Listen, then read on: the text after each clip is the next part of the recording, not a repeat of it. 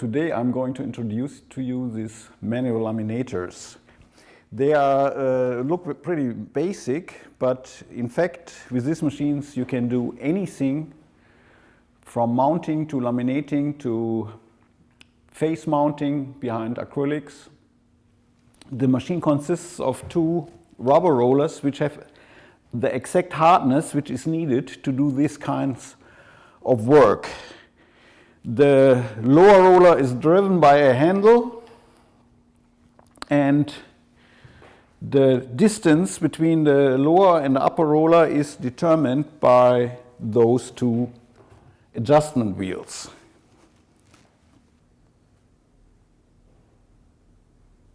The gap between the two rollers can be opened up to this distance, which we can see here at the side. In this case it is over 3 cm. That means you can work with boards which are thicker than 3 mm.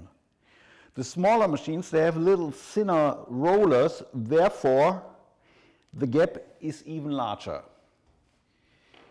In case you want to use this kind of machines and 3 cm or a little bit more than 3 mm is not enough, then you could add some washers underneath here and you could increase the gap significantly with very, very small adjustments.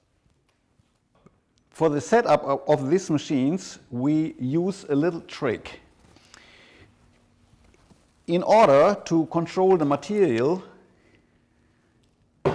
in a way that we don't have to touch it by hand, we do tilt the machine a little bit. We have screwed this wheel out a little bit more than on the other side. So we added here a little bit more distance.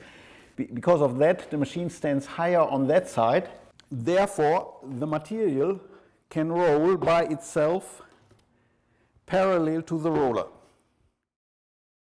The quality of mounting or lamination work is determined by the pressure you put on to your work. If the pressure is too much, like on mounting applications, then you will later on see the clouds from the boards, or you have orange peel from your materials on it. Like if you do mounting, you basically do need very, very little pressure. Like you have a board and the film needs to be mounted to it, then the pressure basically is of not so much important. It is more important that you just have the contact. The contact you can feel if the upper roller just rests on top of the board. In this case, the mechanism of the machine doesn't carry the heavy load of the roll. Therefore it is free. It's neutral here. You can feel here a neutral position. The same you have here. With this weight of the roller now resting on top of the board, you will get the best mounting results. Of course, you can add pressure and, well, the picture will be mounted, but then you may see an orange peel or the clouds of the boards. Therefore, important, if you do mounting with these machines, use as little pressure as possible. But without contact, you don't get a result either. So you have to ensure that the upper roller is touching the left side of the board and the upper roller is touching the right side of the board. Then everything goes well.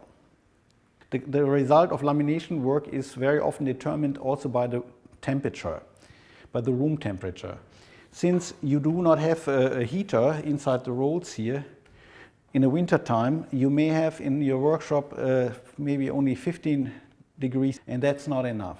Then you should put a little heater underneath which provides you a little bit extra temperature, and then you have your 20-25 degree here on the roller areas, and that's very much needed. For lamination work, of course, extra pressure is needed. So if you have the the upper roller rests on the board and you have this neutral position, you should add at least one natural turn of your wrist twist to it, and then you are fine. Then you have the power which is needed.